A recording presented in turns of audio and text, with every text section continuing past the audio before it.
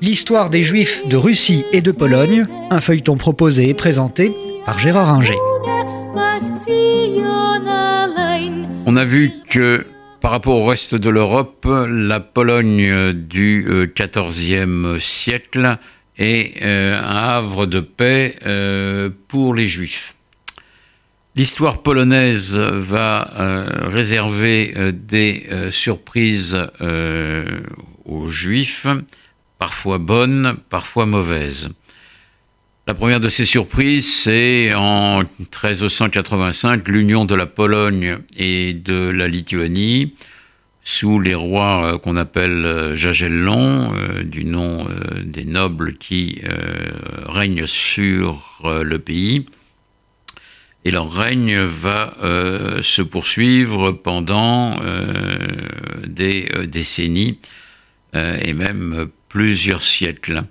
Les rois sont plus ou moins favorables aux Juifs. Casimir IV rogne un peu leurs privilèges. À la fin du XVe siècle, Alexandre Ier chasse les Juifs de Lituanie, mais pas de la Pologne, et puis change d'avis en 1505, parce qu'il voit tout ce qu'il peut tirer de l'arrivée des Juifs d'Espagne, qui par étapes atteignent souvent la Pologne, même si la grande majorité va naturellement autour du monde méditerranéen, en Afrique du Nord, dans l'Empire ottoman, en Italie, mais certains gagnent la Pologne. Ceux qui s'appellent par exemple Peretz sont des gens qui viennent d'Espagne et qui ont polonisé ou yiddishisé un petit peu leur nom. Et au XVIe siècle, les Juifs vont connaître un âge d'or en Pologne.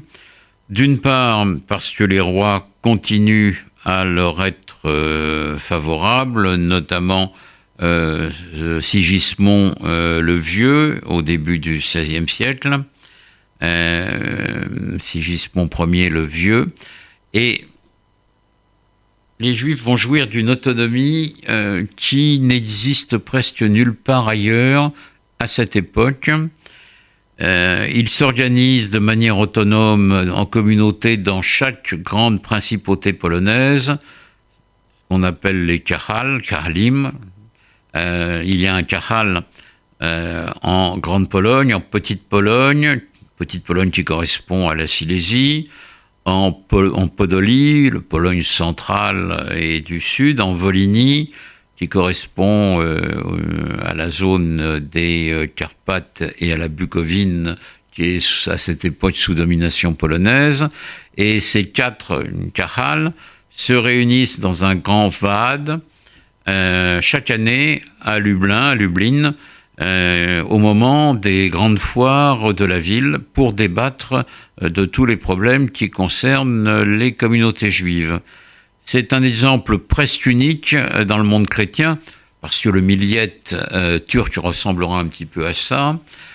C'est un exemple presque unique qui va durer pendant près de 2 siècles, où les Juifs de Pologne vont régler leurs propres affaires sans que les chrétiens ne s'en mêlent. Les relations avec les chrétiens sont déterminées par les statuts accordés par les rois, et on assiste là à une floraison de la vie juive qui est presque unique dans l'histoire, que les Juifs de Pologne, compte tenu de ce qui se passera par la suite, ont pratiquement oublié, mais il y a là une époque favorable, alors que, en dehors de l'Empire ottoman, les Juifs sont en difficulté dans toutes les régions.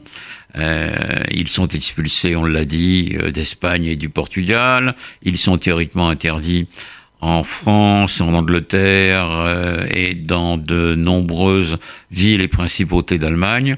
Donc les Juifs affluent vers la Pologne, connaissent un essor démographique et économique compte tenu de ces bonnes conditions de vie.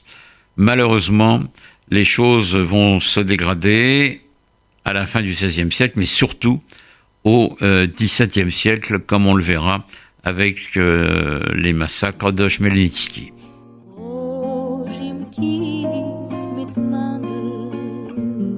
C'était l'histoire des Juifs de Russie et de Pologne, un feuilleton proposé et présenté par Gérard Inger.